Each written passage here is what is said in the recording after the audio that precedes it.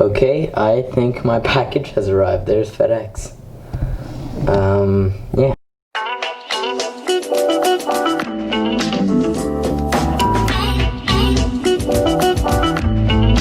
Okay, so today we have a very special episode because I'm assembling the Artillery Sidewinder X1 3D printer.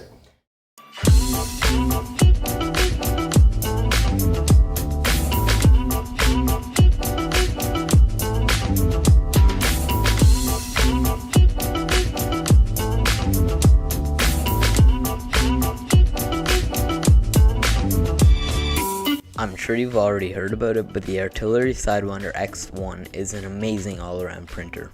What makes this printer quite unique is it uses a special feature called direct drive, which allows the plastic to be melted right up against the hot end so it has nowhere to push and get stuck, like a boat and drive extruder. Boat and drive extruders are good in their own way because they're lighter.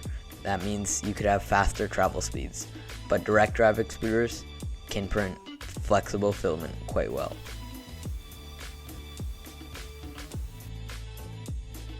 A filament runout sensor makes sure there's still filament going to the extruder, and if it detects there's no filament, it'll pause the print automatically.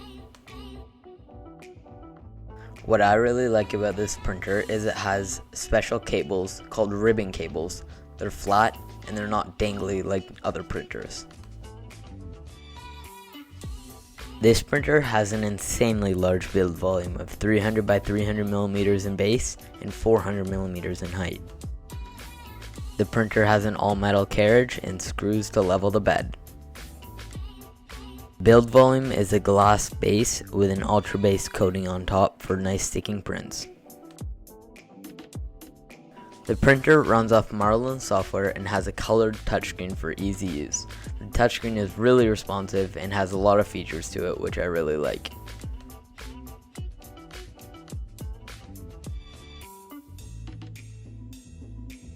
The printer comes with this little USB stick and also has room for micro SD card slot, and it could also be used via USB from your computer. The bed on the printer has 110 volts of AC current going into it, so it heats up extremely fast. The last main feature are the stepper motors. They're insanely quiet. The only things that have a bit of noise that I could hear when working on my computer is the fans. Other than that, the stepper motors are perfect. And that's it on printer specs. I'll probably talk about them when I unbox the printer, but let's get right into that.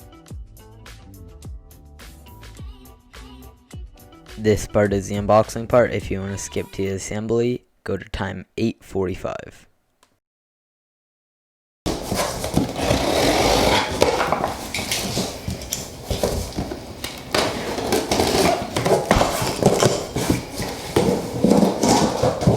As you can see, we still have these top covers, which come out easily.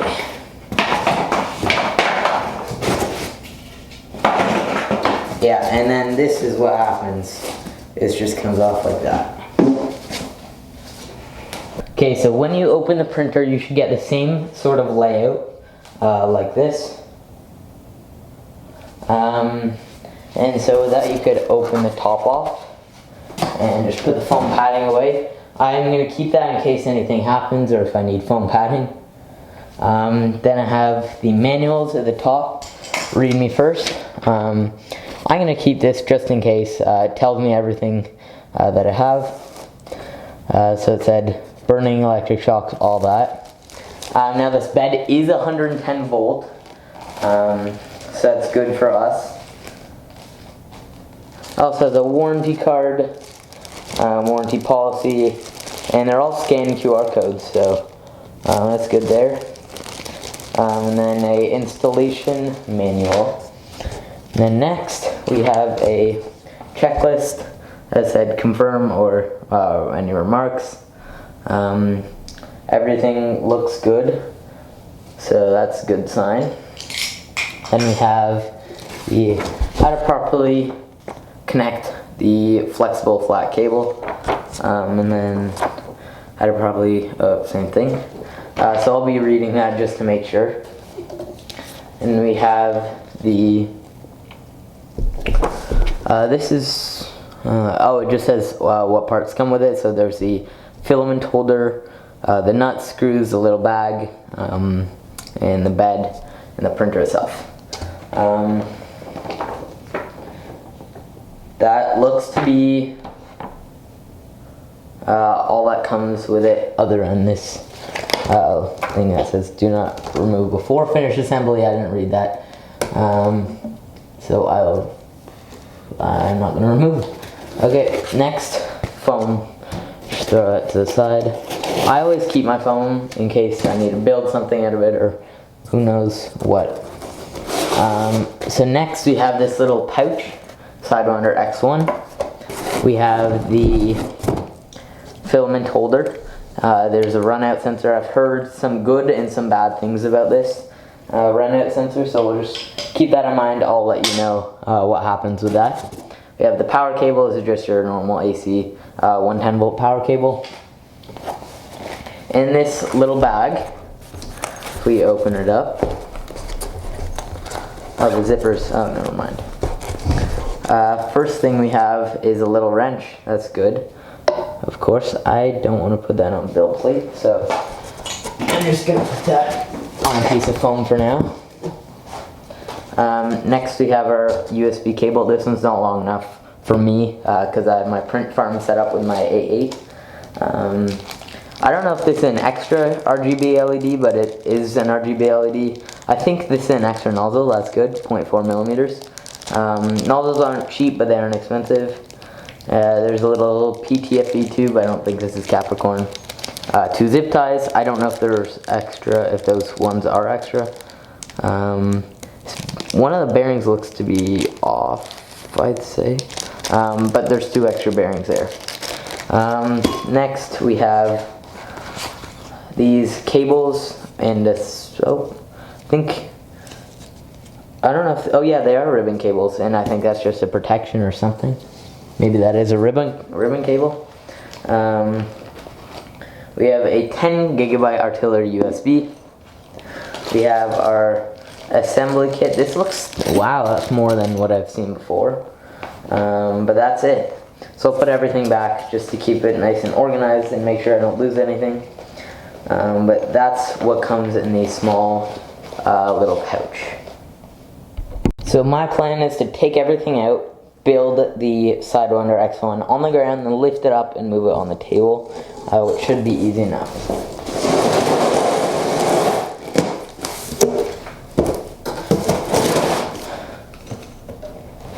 Now making sure not to hold it by the 2 tension cables at the side, tension strainers. This is the top mount. It's huge. It's a nice sturdy solid frame. I'll put that on the carpet for now because I don't need it and I don't want to damage it. Okay, so now I gotta take the bed out. This thing is huge. I don't know how I'm supposed to get it out. I think by the front over here. And then just slide it back. It slides easily, which is nice. And then just put it down. Okay, that's set. Just lay it down like so. Now comes the printer assembly. If you want to skip to setup, go to time 14:05. Okay, I'm going to take one up here. Just hand tight it, tighten it. And it's a little faster for me. Or if you can't reach out with the until it becomes, it starts to become difficult to tighten. I'm going to why is my heater do this? So I'm use this exact assembly right here, can't really to what? Called my battery. Okay, so that's just where it's loose, where it's in it, it's holding it in place. So I take this, move it around. And do the same thing for the outside. So go keep it down, fast forward this way, fast forward through, I have no idea. I'll show you a grab example. Right. So I'm going to take this in, show you exactly what process I'm doing. So this is, I do up, find the correct, pull right through, and start handing it, and you'll a little bit. And then I already start to, end up, because we're just going to check all that. Just make sure the level of people. I really like the wrench, not super versatile, but either way, that's what matters. I take this extra leverage, and I turn it all the way up. It's not hard to do. And once it's all tight, this is good. I'm going to bring it back down to the ground because it's just easier to film. My tripod can go as high, but I don't like doing it, so I'm going to move it and bring it down. Okay, the next step is to assemble the spool holder, which doesn't have good reviews or ratings, but I'm going to use it because I'm going to test it, the printer factory default and original, how it's supposed to print right away, and then I'll do a bunch of benchies, test XYZ cube, calibration cube, and then we'll see how it performs after some upgrades. So for the spool holder, first there's this little connection piece I'm going to just fill right through this hole. I could do that after.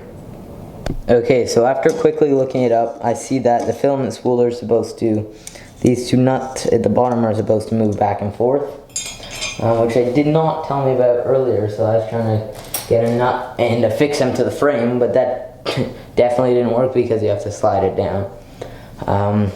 Or you could twist it, but I didn't want to go through all that. So I looked up how to do it online with a manual, and it gave me a better instruction there. So what happens is you don't fully tighten the filament sensor, or sorry, the filament spool holder. You just let it sort of loose, but make sure it's in the right place in there. And then with overture filament, and I'm really happy to use it. So once this is on like so,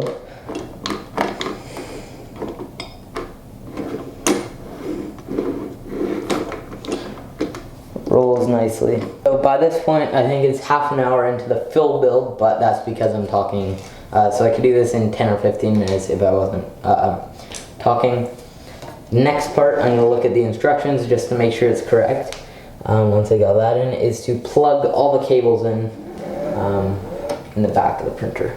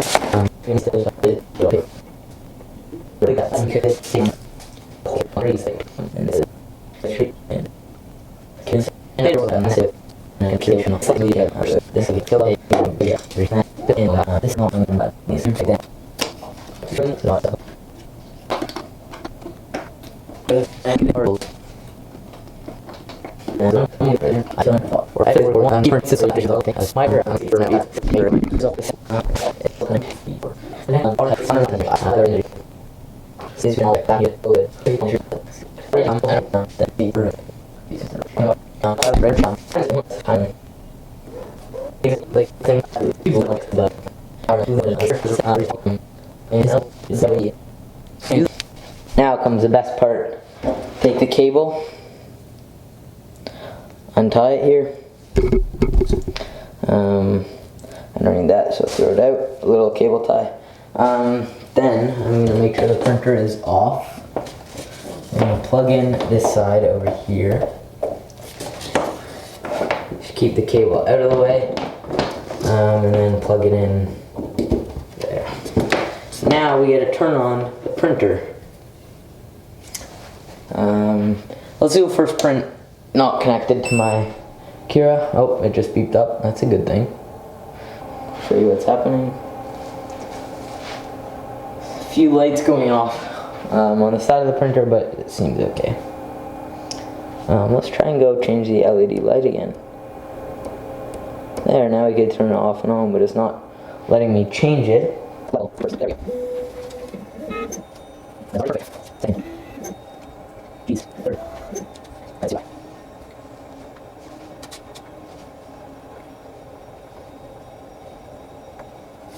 Change it back to the center. Yeah, that's not right. And the fourth side. The first side. That's good. Fourth side. Oh, that's perfect. Just make sure it's a bit low. There it is. One. Okay, that's good. And then this. Perfect. First. Perfect. Second. Perfect. Third. Down. Perfect button.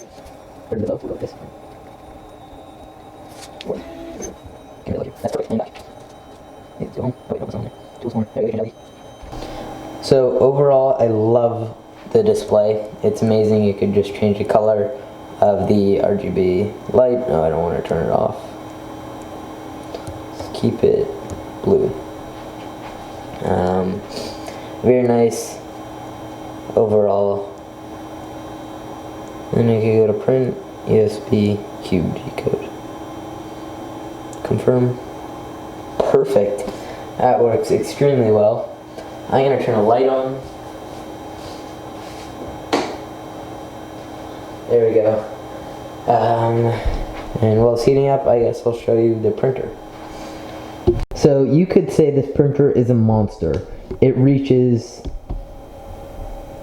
all the way to the top of my ceiling from the desk, whereas my 8 is half the height, even less without the spool holder on it, and the bed's even a bit lower there. Now the printer is starting. It's now going to heat up the nozzle itself. There we go. It heats up really fast. The bed's crazy fast. It's AC 110 volt. Then you can turn on my Mac just to set up everything later. I'm gonna change this, add printer.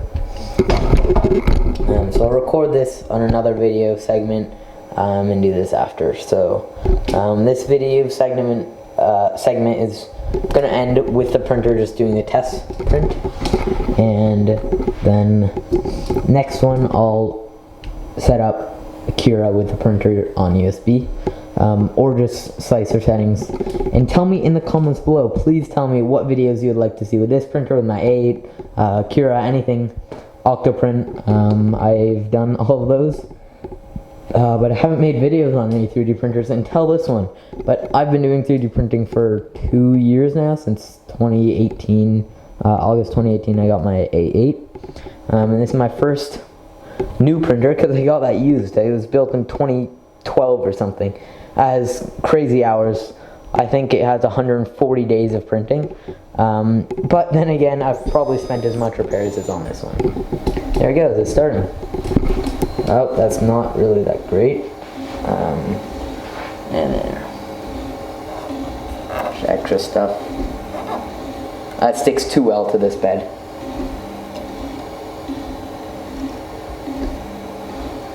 That's extremely fast.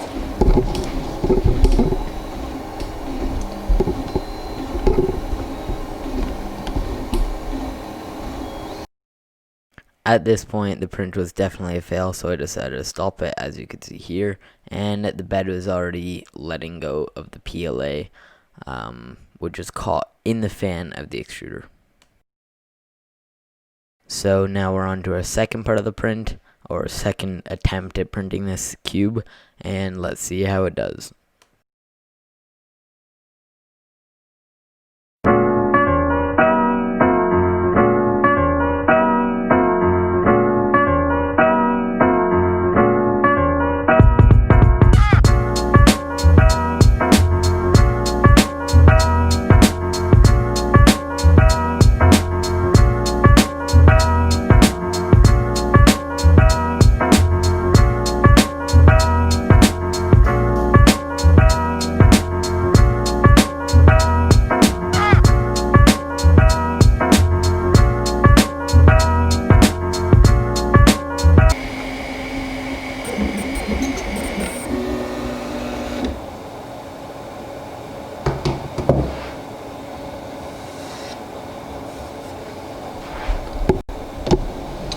Okay, the print is done.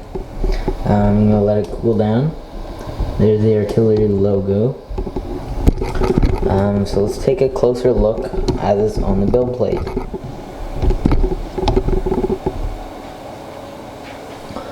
So the layers look perfect. Oh my gosh, that's so smooth. I was just comparing it to a clamp that I recently printed on the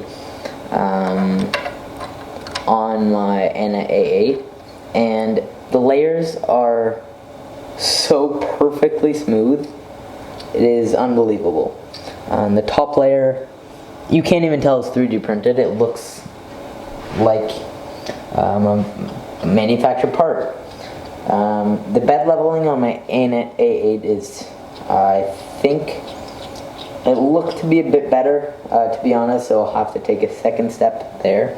As you can see, I have this little clamp, and this part over here was printed on my NA. You can't tell any line shifts. It's a little bit high, but you can't tell there's any line shifts, and it looks absolutely perfect. I think I'll be able to get this there though. Same thing. So the bed is 50 degrees, which is still holding in the PLA. So I'll just let it cool down. There we go. So my camera is recording in 1080p. It's fully zoomed in. And I can't see any layer lines. So that is a beautiful, beautiful print. No layer lines. You can see the artillery logo is perfect. Bottom could use a little bit of work. It's not my favorite to see that, but the sides and top are amazing. Comparing to other printers, this printer performs astonishingly well right out of the box. Other printers around the same price would be the CR10S or the Prusa Mini. And if the choice were up to me, I'd go with the Artillery Sidewinder X1 because of the large build volume and the direct drive extruder. Follow and DM us on our Instagram at Fuse 3D Printing, and we'll see you next time.